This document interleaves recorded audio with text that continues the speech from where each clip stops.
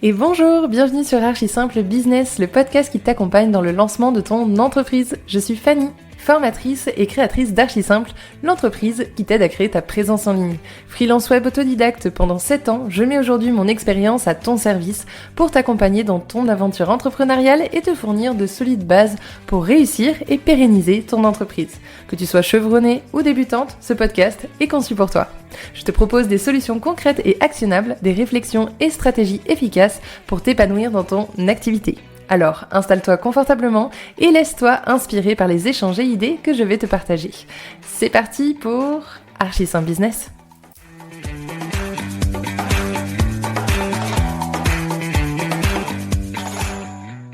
Et maintenant, je vous propose, si vous êtes d'accord, de créer ensemble votre persona. Donc, le persona, la boussole de l'entrepreneur, et maintenant vous commencez à me connaître. J'adore les définitions. Alors, je vous ai mis une petite définition. Voilà. Donc, le persona, c'est quoi? Le persona est une version imaginaire de votre client idéal. Et il est créé à partir d'éléments réels et d'hypothèses sur le comportement et sur ses comportements et son besoin. Il sert à mieux comprendre et anticiper les attentes des clients pour adapter les services et produits et stratégies de communication. Et là, on voit que le persona, en fait, est central. C'est un peu le cœur. Tout va graviter autour de ce cœur-là. Parce que une croyance, je pense, qui est, selon moi, et encore une fois, c'est personnel, mais c'est qu'on a tendance à se focaliser sur nous. Sauf que nous, on offre quelque chose. Donc, pour que notre offre corresponde finalement aux besoins, pour pas qu'on mette de l'énergie à créer des choses qui finalement ne correspondent pas à l'offre du marché, à la demande du marché, eh bien, on a besoin de se centrer sur qu'est-ce que veut mon client et pas qu'est-ce que je veux moi. Même si c'est hyper important, hein, bien sûr, on en reviendra là-dessus. On reviendra là-dessus. C'est hyper important, bien sûr, de savoir ce que l'on veut, parce qu'il faut être aligné. L'alignement entrepreneurial, on en a parlé, c'est très important. Mais maintenant qu'on a fait cet alignement-là, maintenant qu'on a posé les bases, maintenant qu'on a posé les piliers de qui, en tant qu'entrepreneur, on voulait être, qu'on a finalement travaillé un peu notre posture, eh bien, on va voir qu'est-ce qu'on va renvoyer. C'est-à-dire qu'est-ce qu'on va renvoyer et à qui. Et c'est là tout le sujet du persona. C'est aligner finalement ce qu'on est, ce qu'on veut, à la demande du marché. Donc, c'est un peu à ça que ça sert. Donc, à quoi va te servir concrètement ton persona? Donc, ton persona, en fait, c'est comprendre ton client, c'est anticiper ses besoins, anticiper ses points de friction, qu'est-ce qui le caractérise, c'est tout ce qui gravite d'un point de vue aussi du profil en fait de la personne pour la comprendre. Parce que si on comprend à qui on s'adresse, on peut s'adresser de façon plus précise. Et donc, orienter ton discours pour cibler ton discours marketing, ta communication, mais aussi ta stratégie et t'adresser de manière pertinente et efficace à ton client. L'idée, c'est que les deux aillent dans la même direction pour arriver à un point central qui est le passage à l'action. C'est un peu ça, du client, je veux dire. Développer et adapter ton offre. Donc, le persona, il va guider ta création, mais par moment, on va le créer parce qu'on ne l'a pas. Des fois, on l'a et on l'adapte, on l'ajuste. Parce que un persona n'est pas figé dans le temps. C'est OK, il peut bouger, il peut évoluer. C'est comme les objectifs. Aujourd'hui, à l'instant T, on a telle vision pour notre entreprise, on a telle vision sur ce qu'est notre persona et notre offre. Et peut-être que dans 6 mois, 1 an, 2 ans, voilà, ces choses-là les lignes vont bouger et c'est complètement OK. Il suffit juste d'adapter, de réajuster. Et toujours dans, évidemment, l'objectif de répondre mieux aux attentes de ton client. C'est vraiment ça. Améliorer ta stratégie commerciale, c'est ce que je disais. Ton persona va t'aider à aligner ta stratégie commerciale avec les besoins et désirs de ton client. Le fait d'avoir ce point dans la nuit, cette boussole-là, ça permet de d'envoyer finalement de toute votre énergie au même endroit, de pas s'éparpiller. En fait, on sait où on va. Et ça, c'est super important parce que le temps, indépendamment de dire oui, le temps c'est de l'argent, etc., c'est pas ça. Mais le temps, en fait, c'est précieux. Et quand on est entrepreneur, le fait de jongler systématiquement à droite, à gauche, avec voilà, toute cette boîte à outils qu'on a à notre disposition, ben, ça peut être énergivore. Donc, si dès le départ, on sait où on va, on concentre et on oriente, eh bien, finalement, on s'épuise un peu moins, on s'essouffle moins et on arrive à avancer avec voilà, un peu plus de douceur, n'est-ce pas? Et en conservant son énergie, ce qui est quand même très important. Donc, Là, maintenant, on va passer un peu à l'action. Donc, c'est un peu ça l'idée. Toutes ces étapes-là, c'est des étapes, bien sûr, préliminaires avant vraiment le lancement, avant qu'on parle vraiment de la suite. Mais c'est des étapes qui sont clés. C'est vraiment, et je vous dis ça d'expérience, hein, euh, que ce soit personnel ou que ce soit de mon entourage, on est plein à s'être lancé sans persona, sans avoir forcément, voilà, mis les premières pierres en place. On y est revenu, hein. D'une manière ou d'une autre, on y est revenu. Donc vraiment, voilà, c'est pour ça qu'on est là-dedans. Donc préparons le terrain pour la création de ton persona. Allez, la première chose à faire, et là c'est vraiment un exercice, même si vous n'avez pas de feuilles, de stylo, etc., vous mettez pas la pression, fermez les yeux et si vous avez déjà la donnée, c'est OK. Faites l'exercice quand même. Si jamais vous n'avez pas la donnée, faites vraiment l'exercice. C'est encore plus intéressant. Fermez les yeux et pensez à une personne spécifique qui pourrait être intéressée par votre produit, qui est intéressée par votre produit ou votre service aujourd'hui. Imaginez-la. Imaginez-la évoluer, imaginez-la dans sa vie. Est-ce que c'est une femme? Est-ce que c'est un homme? Est-ce c'est une personne active? Est-ce que c'est une personne à la retraite? Euh, Est-ce qu'elle a des enfants? Voilà, imaginez cette personne, fermez les yeux et imaginez comment cette personne, elle évolue. On est sur le client idéal, hein. Voilà, imaginez cette personne.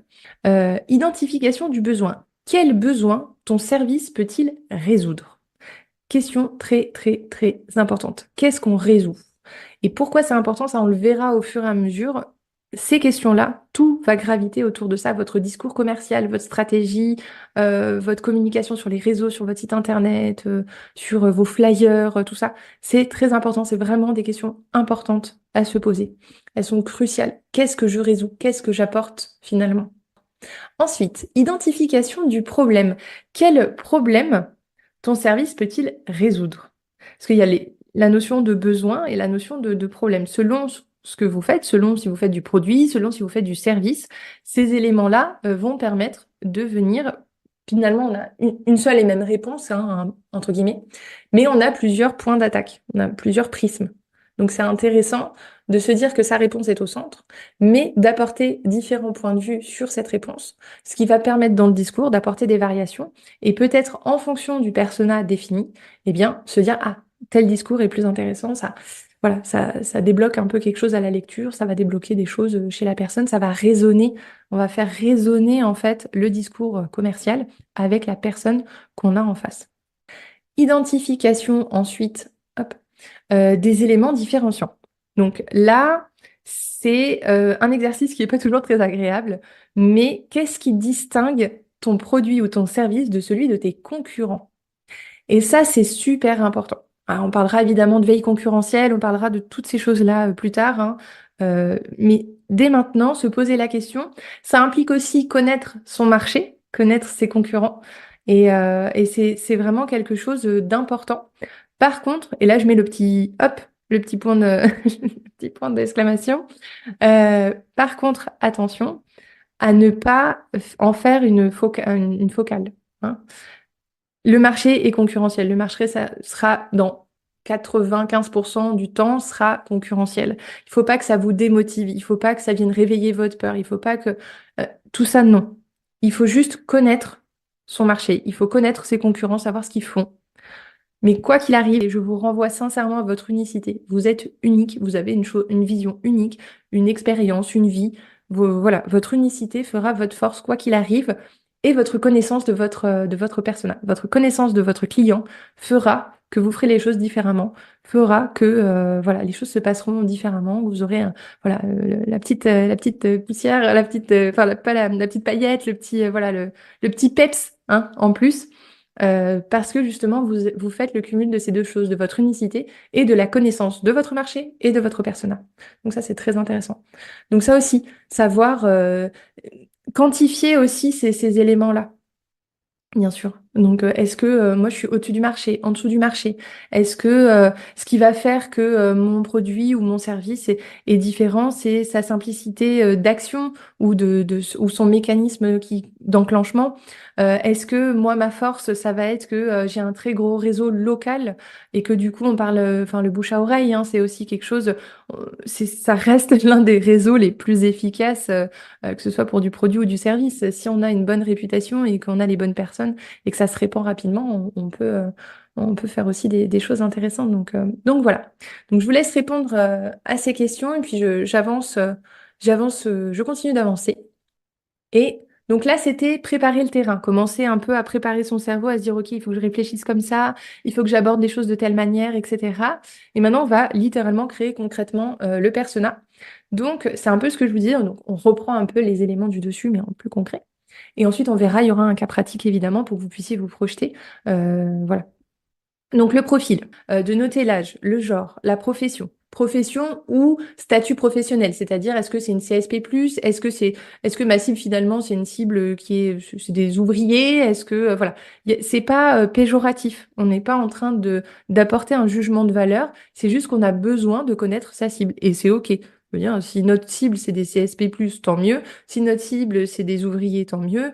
Je veux dire, il y a pas, c'est pas bien ou mal. Il faut juste savoir et être très pragmatique sur ces éléments-là. Donc, il n'y a pas de jugement de valeur. Et d'ailleurs, il ne faut pas en apporter. Au contraire, il faut voilà, être dans la compréhension et toujours dans la bienveillance. Ensuite, statut personnel. Donc là, on va être sur des thématiques, euh, statut marital. Est-ce que la personne est en couple, célibataire? Est-ce qu'elle a des enfants? Est-ce que, voilà, quel est un peu son statut? Est-ce qu'elle est veuve?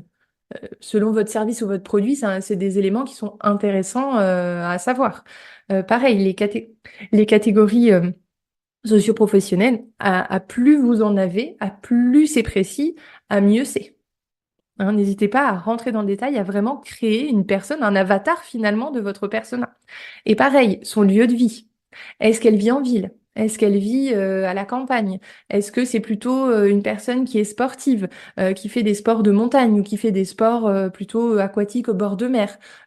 Selon votre projet, selon votre service ou votre produit, il faut, à plus on a de détails, à plus on rentre dans cet univers-là de notre client, idéal, à plus c'est intéressant derrière pour la suite de nos actions. Les préférences et habitudes. Donc là, c'est un peu, ça rejoint un peu ce que je viens de vous dire. C'est quels sont ses goûts, ses routines. Est-ce qu'elle prend le métro? Est-ce qu'elle prend la voiture? Est-ce qu'elle utilise Instagram, Facebook, LinkedIn ou TikTok? Est-ce qu'elle est plutôt littéraire et qu'elle aime les supports physiques? Ou est-ce qu'elle préfère les supports auditifs, podcasts ou voilà, les réels, Instagram, etc. Est-ce qu'elle regarde la télé et quel programme l'intéresse? Après, selon votre service, votre produit, on peut aller dans des granularités encore plus profondes. Hein. On peut aller sur des thématiques. Est-ce que, euh, enfin, est-ce que une dimension, par exemple, religieuse, est-ce qu'elle est, voilà, est-ce qu'elle est religieuse ou pas? Est-ce qu'elle est de tel parti politique ou pas, etc. Moi, personnellement, je rentrerai pas dans, dans ces granularités-là aujourd'hui, mais selon ce que vous faites, ça peut être pertinent. Il ne faut pas hésiter à mettre tout ça sur le papier parce que ça va dire de la personne, ça va dire de ses comportements, ça va dire de ses anticipations qu'on va essayer de faire pour justement éliminer les fameux points de friction dont on parlait. Donc c'est vraiment très important de ne pas hésiter à aller dans la granularité, voilà, à tout coucher sur le papier. C'est pour ça que c'est un exercice qui prend du temps, où il faut se poser, il faut vraiment dédier un temps. Donc voilà. Et ensuite, l'idée, c'est évidemment de définir les objectifs et désirs de cette cible-là, de cette personne-là, hein, de cet avatar qu'on a créé jusque-là. Quels sont ses buts à court terme, moyen terme et long terme? Là, c'est intéressant de se poser la question.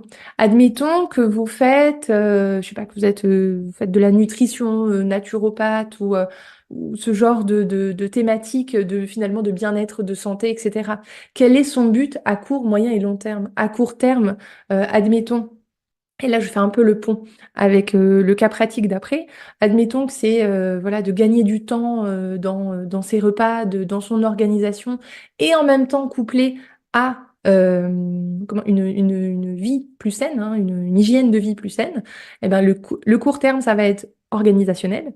le besoin immédiat, c'est vraiment j'ai besoin de m'organiser parce que je n'ai pas le temps. À moyen terme, ça va être de manger plus sainement. Et l'objectif à long terme, ça va être d'être en meilleure santé, hein, par exemple, ça peut donner ça. Ensuite, utilisation du service. Comment et quand est-ce que la personne utilise enfin, ton service ou ton produit? Ça aussi, selon ce que vous proposez, cette question est intéressante.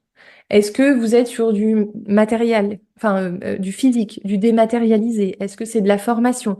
Est-ce que c'est du produit comme un baume, je sais pas, un baume réparateur, par exemple pour les personnes qui ont des cicatrices, vous savez, quand on se fait opérer, etc. Ça peut être de l'ultra niche, hein, ça peut être un baume réparateur, etc. Donc là, à quel moment elle va l'utiliser? Sur combien de temps? Si c'est une formation, par exemple, ok, à quel moment elle va en avoir besoin, comment elle va l'utiliser. Ok, donc je sais que c'est une femme active, c'est SP+, elle est entre tel âge et tel âge, donc elle va avoir le temps entre midi et deux ou le soir. Mais si elle est maman ou il est papa, peu importe, est-ce que du coup, le soir, c'est le meilleur moment? Donc ce sera le soir, mais peut-être à partir de 22 heures, parce qu'il y a les enfants avant et que voilà, on peut pas toujours switcher, etc. Toutes ces réflexions-là, on rentre un peu dans la vie de cette personne qu'on est en train de créer. Et on est là un peu hein, en spectateur et on se dit, OK, comment elle va réagir? Tu vois, qu'est-ce qui la fait vibrer aussi? C'est important ça. Qu'est-ce qui fait vibrer ton persona? Qu'est-ce qui fait qu'elle s'illumine? Voilà. Encore une fois, à plus vous allez aller dans le détail, à plus ça va être intéressant. Mais les questions précises vont être définies par ce que vous proposez. Et c'est toujours, je sais que quand on essaye de créer son persona, on veut un peu voir qu'est-ce qui se passe sur Internet, comment on fait, etc. Faites plutôt quelques minutes d'introspection par rapport à à ce que vous proposez et posez-vous des questions en fonction de ça. Imaginez-vous essayer de coupler les deux, hein. On ferme les yeux, on essaye de coupler cet avatar de cette personne-là qui est en train de vivre, d'évoluer, etc.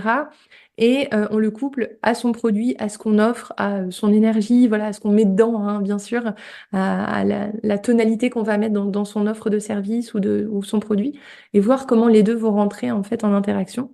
Et là, enfin les réponses vont venir, mais il faudra poser les questions en fonction. Voilà. Et inversement. Ensuite, il est important de noter que ton persona est une représentation semi-fictive de ton client idéal. J'insiste bien, semi-fictive de ton client idéal. Ce qui veut dire qu'il est basé sur des données à la fois réelles et imaginaires. Donc ça, vous l'avez vu hein, depuis tout à l'heure, on miroite un peu entre les deux, enfin on navigue un peu entre les deux.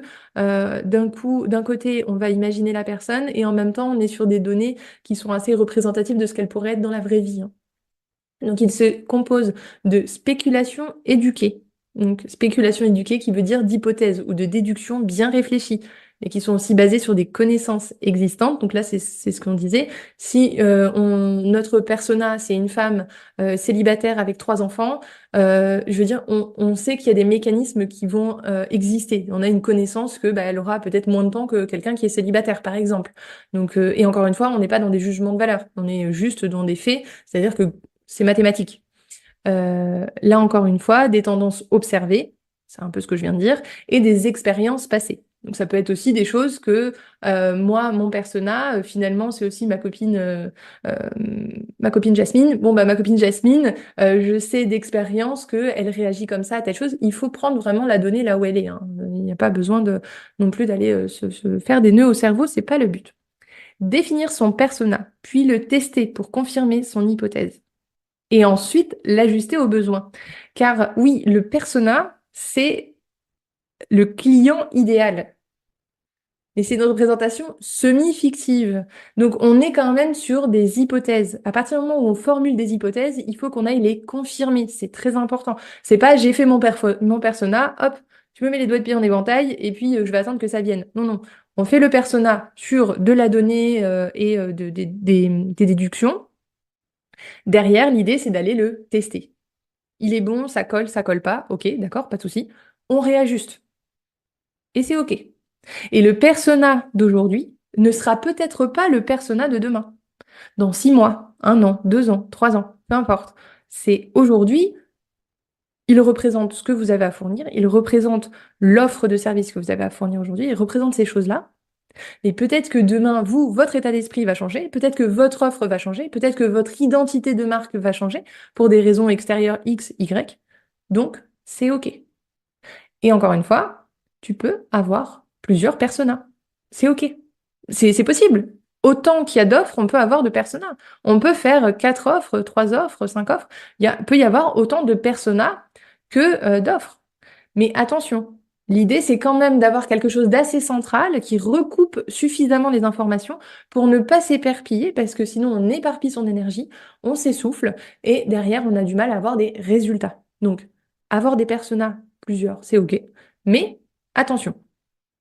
Et enfin, tu peux avoir un ou plusieurs personas négatifs. Ce sont des personnes avec qui tu ne peux pas travailler ou que tu ne souhaites pas travailler, ou en tout cas qu'il faut réguler à un moment parce qu'elles ne sont pas positives, hein, elles n'enclenchent pas un mécanisme positif pour ton entreprise, pour tout un tas de raisons qu'on va voir évidemment après. Passons au cas pratique. Donc, j'ai créé ce cas pratique pour vous aider à vous projeter. Donc là, en l'occurrence, c'est Michel Dupont, hein, n'est-ce pas, qui du coup est une femme âgée de 42 ans. Son lieu de vie, c'est plutôt le milieu urbain. Son statut personnel, c'est divorcée, mère de 2 enfants. Son statut professionnel, c'est cadre supérieur dans le secteur de la technologie. Et on va voir, du coup, on va répondre finalement hein, à toutes les questions qu'on s'est posées avant. Et là, on va finalement faire son profil. Donc son profil, on imagine une femme nommée Michel, âgée de 42 ans, mère de 2 enfants, divorcée, vivant en ville et travaillant dans une entreprise de technologie. Un récap de ce que je viens de vous dire, évidemment. Elle est souvent occupée, évidemment, et cherche des solutions pour améliorer son alimentation et son bien-être, sa qualité de vie en général. Identification du besoin et ou du problème. Donc là, on répond hein, aux questions nommées plus haut. Michel veut manger plus sainement, mais manque de temps pour planifier ses repas. Et oui, mère de 2 enfants, célibataire, cadre supérieur dans une boîte de technologie, on imagine qu'elle a un poste hein, à responsabilité, qui la sollicite beaucoup. Donc elle a forcément des horaires qui sont pas forcément évidents. Et puis elle a voilà cette vie de famille à côté. Plus elle a des amis. Elle a voilà, c'est pas juste une maman, c'est aussi une personne à part entière qui a aussi une vie à côté. Donc c'est vrai que préparer ses repas, on peut envisager que c'est quelque chose de compliqué à mettre en place. Surtout que 42 ans, on imagine que ces enfants sont pas sur la tranche haute, c'est-à-dire qu'ils sont en dessous de 12 ans, donc c'est pas forcément des moments où on s'alimente tout seul. Et quand on s'alimente tout seul, on s'alimente pas toujours très bien. Donc, elle cherche des conseils pratiques et faciles à intégrer dans son emploi du temps chargé. Identification de l'élément différenciant. Michel choisit un service en fonction de sa simplicité, parce qu'elle n'a pas le temps. De l'expertise du coach, parce que voilà, de par son cadre un peu socio-professionnel, etc., on sait qu'elle va avoir des exigences plus hautes. Enfin, c'est des suppositions, ça veut pas dire que quelqu'un qui en a, qui a enfin voilà, c'est pas un jugement de valeur, encore une fois, j'insiste là-dessus. Mais voilà, on peut imaginer qu'elle va avoir des exigences assez précises hein, sur la qualité aussi du service fourni. Et du coup, pourquoi elle s'est intéressée à ce service de coaching en nutrition? Eh bien, parce que ça lui a été recommandé par une collègue. Là aussi, comme elle n'a pas spécialement trop de temps, hein, on peut imaginer qu'elle a déjà regardé sur les réseaux ce genre de solution, mais le fait que ça lui ait été proposé par une collègue, là tout de suite, on actionne hein, un biais de pensée, on valide en fait le service. Ça a déjà été validé par quelqu'un, je peux avoir confiance. Donc ça aussi, c'est important. Ensuite, donc toujours, hein, je remets rapidement mes petits éléments sur Michel. Et donc, du coup, on continue, hein, on répond à ces questions, on fait sa fiche. Hein. Préférence et habitude, elle préfère les solutions rapides car elle n'a pas le temps. C'est ce qu'on disait, elle jongle entre sa vie de famille et son travail, plus sa vie aussi sociale. Hein. Elle est de nature curieuse. On peut l'envisager aussi parce que par le fait, voilà, si on se dit qu'elle travaille dans la technologie, etc., c'est quand même un milieu qui évolue très vite. C'est un milieu dans lequel il faut rester très connecté hein, à l'innovation, à ces choses-là. Donc, on peut très bien déduire qu'elle est de nature curieuse. Encore une fois, on est sur le client idéal, hein, n'est-ce pas?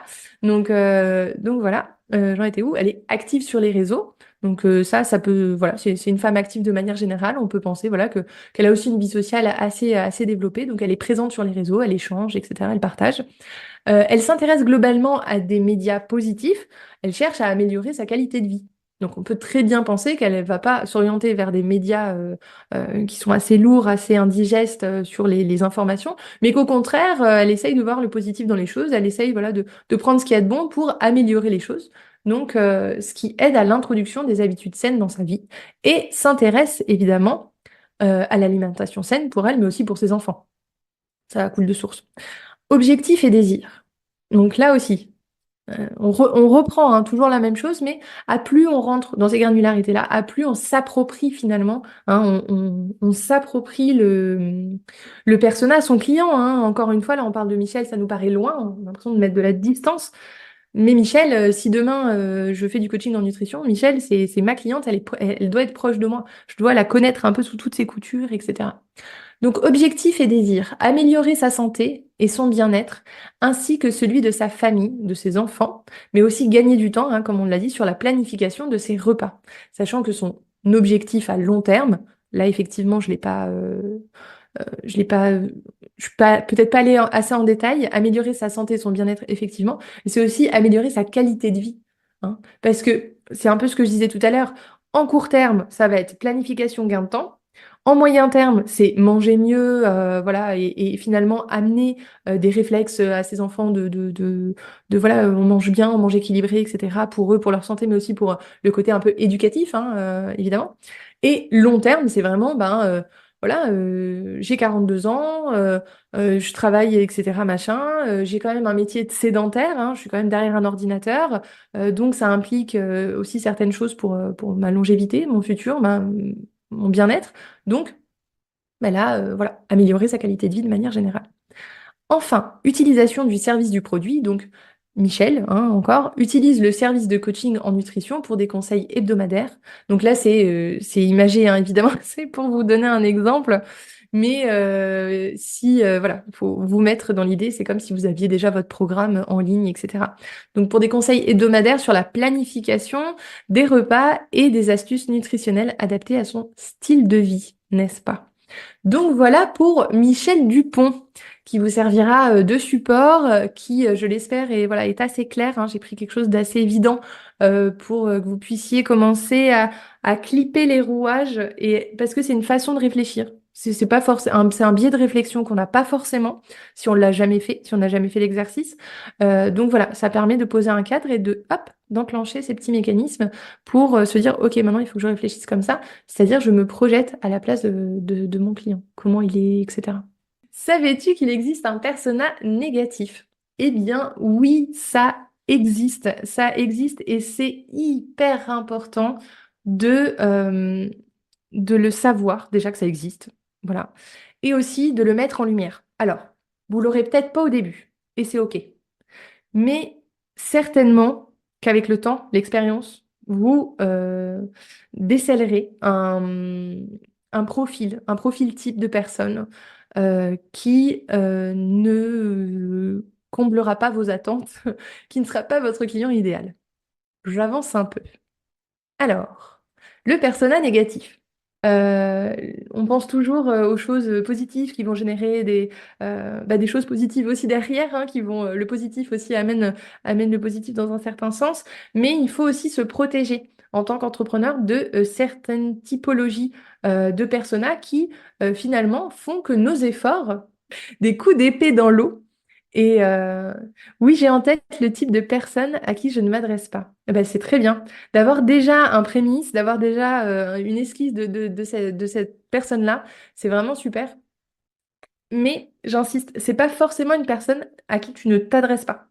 C'est aussi des personnes auxquelles tu vas t'adresser, mais en fait, l'équilibre investissement, rentabilité, que ce soit de ton temps, de ton énergie, de ta bande passante, peu importe, hein, je veux dire, ça englobe tout, eh ben, il sera pas bon. C'est-à-dire que tu vas mettre beaucoup plus d'énergie à répondre à cette personne qui finalement va t'apporter des maux de tête, des embêtements, etc., etc. Donc c'est vrai, d'autant plus dans les secteurs du service parce que, je, parce que voilà, dans certains, il y a le digital, mais il y a aussi le physique, hein. Donc avoir vraiment à avoir vraiment cette personne-là en face. C'est différent que d'avoir une typologie de personne qui, sur sa plateforme de formation, n'est pas idéale.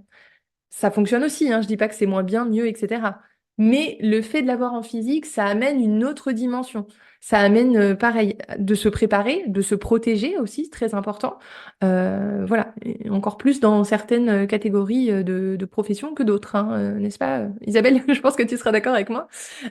Donc voilà. Donc j'y vais de ma petite définition, n'est-ce pas? Donc le persona négatif. Un persona négatif représente un type de client que vous ne souhaitez pas cibler, donc ça, dans les faits, dans la définition, c'est ça, incluant ceux qui ne sont pas profitables. Donc c'est un peu ce que je disais, c'est-à-dire que vous allez mettre beaucoup d'énergie pour finalement un résultat qui ne sera pas profitable, qui ne partagent pas vos valeurs. Donc ça aussi, c'est très important. Parce que si on est en face d'une personne qui ne partage pas vos valeurs, qui n'est pas alignée avec ce que vous voulez mettre dans votre projet, qui finalement casse aussi ces élans-là que vous pouvez mettre dans votre entreprise, dans votre projet, dans votre communication, dans le fait de faire grossir faire grossir, faire grandir, pardon, toutes ces choses-là qui gravitent autour de votre projet, c'est important. Ou dont les besoins ne correspondent pas à votre offre. Ça aussi, c'est possible. Il sert à concentrer vos efforts sur les clients plus pertinents, économisant ainsi des ressources. Et ces ressources-là, la plupart du temps, c'est votre temps, c'est votre énergie. Et ça n'a pas de prix. Ça n'en a pas. Donc, si voilà, si à un moment on met la lumière là-dessus, il faut avoir les bonnes réactions, il faut réagir en fonction. Comment définir son persona négatif? Eh bien là, on est un petit peu dans les mêmes mécaniques, dans les mêmes schémas hein, que qu'on a pu voir tout à l'heure. Donc, il faut identifier finalement cette personne, donc lui créer pareil un profil, hein, c'est important. Donc, il faut réfléchir à qui à qui pourrait te faire perdre du temps ou de l'argent. Donc, on est toujours dans la même chose, hein. Je répète la même chose, mais un peu différemment. Là, l'idée, c'est de se poser la question, apporter un nouveau prisme à cette réponse pour, voilà, avoir une vue d'ensemble. Vraiment, se dire, peu importe par quel côté ça va venir me titiller, j'aurai la réponse comme des clients exigeants mais peu rentables. Donc ça, c'est aussi des choses qui existent. Donc là, on peut penser, j'ai un cas pratique aussi hein, à vous proposer, donc vous inquiétez pas, je vais illustrer mes propos. Oups là, pardon.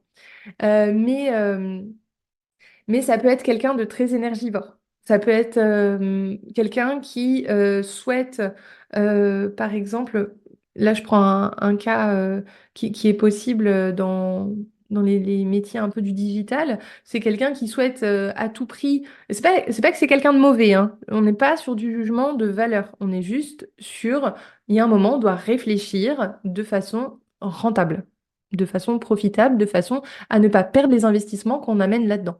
Encore une fois, c'est notre but, c'est de se lancer, d'être rentable et de pouvoir en vivre. Donc, on est obligé d'avoir ce biais de réflexion-là. Il faut pas se culpabiliser. On enlève la culpabilisation instantanément. C'est pas un jugement de valeur, c'est juste que on fait ce qui est le mieux pour nous, pour notre entreprise. Donc, je reprends là où j'en étais.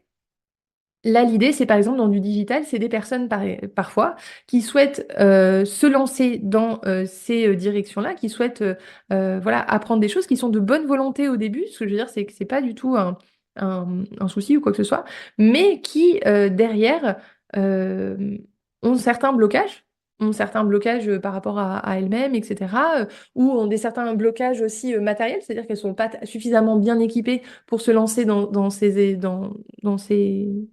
croisade-là, je dirais, et du coup, qui vont être en demande, en sollicitation permanente de support. Elles vont faire du support continuellement. Donc, qui dit support dit, ben, votre temps est pris pour répondre aux questions. Alors, répondre aux questions une fois, deux fois, trois fois, c'est une bonne chose, surtout que ça permet de se remettre en question et de se dire, est-ce que j'ai été suffisamment clair, déjà au début, si la personne pose la question? Ça, c'est important. Mais ça peut aussi, des fois, générer des bugs, ça peut générer des soucis, ça peut générer voilà, tout un tas de choses qui, derrière, vont faire que votre temps va être utilisé dans la résolution continuelle et dans l'explication continuelle, et vous allez répéter une fois, deux fois, trois fois, quatre fois.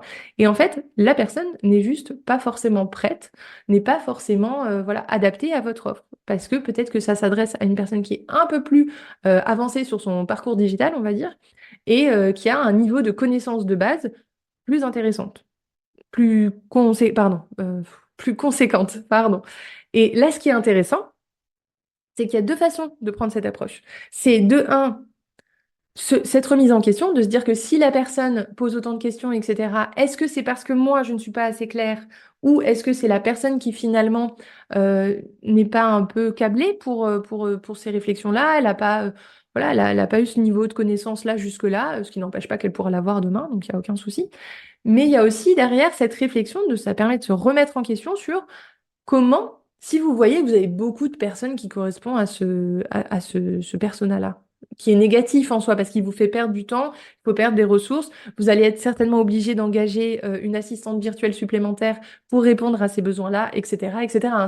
Derrière, il y a de l'investissement pécunier, il y a de l'investissement de temps et aussi de cerveau. Hein, voilà. Donc, outre ces investissements-là et le fait que c'est un persona négatif, c'est aussi de se poser la question, est-ce qu'il y a un moment où je peux aussi proposer une offre à cette personne-là? Si on voit que ce persona négatif, finalement, on l'attire, on a deux choix possibles. Soit on crée une solution pour ce persona-là, soit on l'évite. Dans les deux cas, c'est un choix. C'est votre choix en tant qu'entrepreneur par rapport à votre projet, par rapport à, voilà, par rapport à énormément d'éléments qui gravitent autour, hein, évidemment. Alors, très intéressant, ça remet sur le devant nos limites, exactement, c'est vraiment ça, vraiment. Si pas de bénéfice à chacun, bienveillance et next. Exactement, c'est vraiment ça, c'est vraiment, vraiment ça, Isabelle.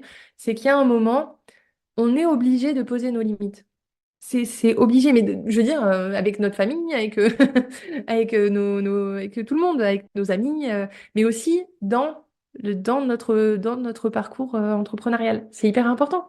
Parce que sinon, on se fait grignoter, en fait.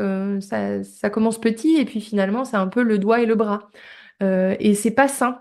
C'est une question d'équilibre. C'est pas sain. Si euh, personne n'est gagnant, parce que finalement, ça va créer quoi? De l'irritabilité, ça va créer des mécanismes assez négatifs derrière. Et du coup, on ne sera plus dans la bienveillance. On ne sera plus dans ces schémas de dire, bon, bah, j'essaye de faire de mon mieux, etc., etc. Et on va juste se dire, oui, bah, voilà, enfin, j'ai pas envie d'être grossière, mais c'est un ceci, c'est un cela, machin, et on va créer des choses hyper négatives, alors qu'il suffit juste de dire dès le début, stop, on arrête là, c'est ok, on n'est pas fait pour, voilà, je suis pas la bonne personne. Je suis pas la bonne personne. C'est ok, en fait, de dire je ne suis pas la bonne personne, si vous ne l'êtes pas. C'est ni bien ni mal. C'est juste, c'est votre limite. C'est qu'il y a un moment, si vous n'êtes pas la bonne personne et que vous vous efforcez corps et âme à quand même essayer d'être cette bonne personne, ben, en fait, le niveau d'énergie, lui, il va baisser. Donc, vous allez être moins disponible aussi pour vos autres clients qui, eux, sont normaux. Vous allez être peut-être plus irritable, plus irrité, etc. Donc, voilà, c'est tous ces éléments-là. Encore une fois, on est là sur l'aspect un peu mindset, voilà, des trois sphères qui gravitent. Votre état d'esprit va être influencé par cette mauvaise expérience qui va peut-être aussi, bah, vous allez peut-être amener ça chez vous, donc il va influencer votre personnel. Et là, on alimente un cycle qui est pas bon. Ça amène pas du positif. On amène des éléments négatifs. Donc c'est pas intéressant. Et ça, faut le savoir dès le début, parce que ça existe et que c'est OK. Encore une fois, vous ne serez pas la bonne personne, mais il y aura quelqu'un pour répondre à cette personne, ça je vous l'assure, hein. Le marché est suffisamment grand, la concurrence est suffisamment présente, il y aura toujours quelqu'un pour répondre à cette personne. Donc on enlève la culpabilisation. Pour moi, hein, le nirvana de l'entrepreneur, c'est d'arriver à se dire je refuse un client. Alors, il y a aussi la dynamique de se permettre de refuser un client, c'est-à-dire qu'on est aussi suffisamment à l'aise financièrement, hein, mais c'est aussi une croyance qu'on ne peut pas refuser de clients. C'est vraiment une croyance. Moi, je l'ai vraiment appris à mes dépens. Pour moi, je voulais absolument aider, je voulais absolument prendre tous les contrats, si je me sentais capable, machin. Et tant mieux, je veux dire, ça partait d'un bon sentiment. Mais j'ai pas posé mes limites, moi, au début de mon parcours entrepreneurial, quand j'étais, il y a quelques années de ça maintenant, quand j'étais plus jeune. Et donc, du coup, je me faisais mais engloutir par mes clients. Mais c'est pas de la faute de mon client, c'est de ma faute à moi. Et aujourd'hui, j'ai défini mes personas positifs et mes personas négatifs. Et en fait, le fait de les avoir définis, bah, des fois, je sais que cette personne-là, elle est convaincue et elle est convaincue d'avoir besoin de moi. Elle est convaincue, voilà, que c'est avec moi qu'elle veut travailler, etc., machin. Et je suis flattée. Mais dans mon fort intérieur, si j'écoute mon intuition, et il faut en entrepreneuriat écouter son intuition, je sais comment ça va se passer. Je sais comment ça va se passer, je vais donner trop, je vais me sous-vendre, je vais, etc., etc. Aujourd'hui, j'en suis arrivée à un stade où je choisis mes clients. Et si ben, je dépasse, si j'offre, si je machin, si je ceci, si je cela, j'ai pas de sensation en fait d'être flouée. Donc ça ne génère pas en fait d'éléments négatifs parce que c'est un choix que j'ai fait en conscience. Je connais la personne que j'ai en face de moi, je choisis de travailler avec elle, je sais que je vais pouvoir l'aider, je sais que je vais lui apporter quelque chose et qu'elle va m'apporter quelque chose aussi parce que c'est une question d'équilibre. Je veux dire, il faut aussi avoir le retour de son investissement énergétique, monétaire, de bonne humeur. Je veux dire, voilà, il faut avoir un retour à un moment pour se dire que ses efforts ne sont pas vains. Et donc, euh, et donc oui, arriver à un moment à dire non, je suis pas la bonne personne pour vous, je suis désolée. Mais des fois, c'est pas parce que la personne ne va pas, c'est parce que nous, on a aussi nos croyances, nos blocages, nos trucs, etc. Et qu'il faut composer avec tout ça. Donc voilà, le persona négatif n'est pas tant le fait que la personne soit négative, mais peut-être qu'elle crée aussi chez nous des réactions. Hein. Vous voyez un peu la nuance, c'est que on n'est pas sur un jugement de valeur de la personne qu'elle est bien, pas bien, etc. On est plus sur, OK, cette personne-là crée ces réactions-là chez moi qui font que je ne suis plus alignée dans mes valeurs, que je ne suis plus alignée dans mon entreprise, je ne fais plus les choses pour moi, je les fais pour autrui, je ne fais plus ces choses-là pour... Enfin, je suis plus alignée avec mes objectifs, je suis plus alignée avec mes croyances, je suis plus alignée avec mon cap, hein, finalement. Et donc, ben, forcément, là, c'est un peu comme un train sur des rails. C'est-à-dire qu'il y a un moment, ben, le train, il déraille. Voilà, c'est tout simplement ça. Et là, on est obligé de... Et la frustration, et là, on est obligé de recréer. On répare les rails, on remet le train sur les rails, on réavance. Et dans ces moments-là, je sais pas vous, vous me direz en commentaire, par mail, vous me direz, parce que je trouve ça hyper intéressant. Moi, je sais qu'il y a un peu cette frustration-là de me dire, bah, ok, je repars de zéro. Et je sais que moi, avant, aujourd'hui, je pense que j'ai un peu évolué là-dessus, mais avant, je me disais, ah, voilà, je suis obligée de repartir de zéro parce que je me suis encore fait avoir. Je me suis encore fait avoir par moi, hein. Je me suis encore fait avoir, je suis rentrée là-dedans, j'ai trop donné, j'ai trop ceci, j'ai trop cela, ou j'ai pas assez ceci, pas assez cela. C'est pas, encore une fois, en vérité, on s'en fiche, c'est pas le sujet. Mais du coup, j'avais vraiment ce sentiment de je repars à zéro. Il faut encore que je fasse attention, que je remette ça en place, que je redéfasse certaines croyances aussi, que machin. Et ça, c'est énergivore. Avoir la sensation de repartir de zéro, ça, c'est énergivore, mais de fou. Vous me direz, vous, si c'est pareil ou pas, hein. Je ne sais pas si je suis toute seule ou pas. C'est des choses dont on parle pas forcément. Mais voilà. Allez, ah pardon, je ferai clairement, des clients coûtent plus cher que ce qu'ils rapportent et les conséquences peuvent coûter cher à long terme. Exactement. C'est que on peut prendre n'importe quelle sphère. Ça peut être aussi financier. Comme on le disait un petit peu plus haut, si derrière, parce qu'il y a beaucoup de support, parce que le client est mal ciblé, parce que finalement c'est des gens qui sont pas adaptés au produit, hein, ou que le produit n'est pas adapté au client, je veux dire dans les deux sens ça fonctionne, eh bien on va être obligé de prendre des ressources. Donc on va devoir s'amputer finalement eh bien, d'argent, hein, n'est-ce pas? Pour prendre quelqu'un qui va faire du support et puis finalement elle va être vite débordée, il faudra peut-être prendre une deuxième personne ou ça va créer de la charge mentale aussi, c'est ça aussi, c'est très important, la charge mentale chez l'entrepreneur, c'est le fait déjà de devoir penser à tout le temps, bah là encore plus. Et en fait, c'est un cercle vicieux. Donc, vaut mieux mettre ces choses-là au clair dès le début et c'est OK. Je continue. Impact sur la croissance. Et là, pense aux effets de ces interactions sur la croissance et l'évolution de ton entreprise, son rayonnement ou sa crédibilité. C'est exactement ce qu'on vient de dire. Je vais pas redire, c'est pas la peine. Mais c'est vraiment ça, c'est l'impact, c'est la notion d'impact. Quel impact ça va avoir sur toi, ta croissance, ton évolution, sur ce que tu as envie d'amener, sur peut-être la crédibilité de ton entreprise. Parce que si tu as une personne qui est tout le temps en train de se plaindre finalement parce que elle y met pas du sien ou parce que c'est pas adapté ou parce que machin, bah derrière, elle va te laisser un commentaire négatif, par exemple. Donc ça va nuire à ta crédibilité, ça va nuire à ton rayonnement, ça va nuire à voilà, toutes ces choses-là qui finalement s'emboîtent et font effet. Et enfin, le plan d'action. Donc ça, c'est ce que je disais un petit peu plus haut. Établis des stratégies pour éviter ou gérer ses clients, comme des politiques de service claires ou des critères de sélection. Critères de sélection, c'est ce qu'on disait. Et sinon, c'est des stratégies pour éviter ou gérer ces clients-là. Parfois, ils seront là, qu'on le veuille pas, etc. Par contre, se protéger, c'est déjà avoir les réponses pour ces personnes-là. C'est pour ces situations-là, indépendamment des personnes, pour ces situations-là. Déjà avoir dans un coin de sa tête, se dire, OK, si ça arrive, je sais comment réagir, ça, pour finalement limiter la casse, éviter les conflits, éviter, voilà, ce qu'on disait aussi, bah, aujourd'hui, les gens fonctionnent vraiment très vite aux commentaires négatifs. Bah, pour éviter toute cette charge mentale négative-là, hop, pardon, on va déjà créer en fait des canaux hein, pour ces personnes-là, des biais de réflexion, des stratégies ou même voilà des CGV si c'est de la vente de produits que vous faites, que ce soit digital ou physique, voilà ce genre de choses ou une charte de bienséance si on est en physique avec un patient. Tout ça, des choses qui finalement sont là pour cadrer et vous protéger. On est vraiment dans se protéger aussi, c'est important.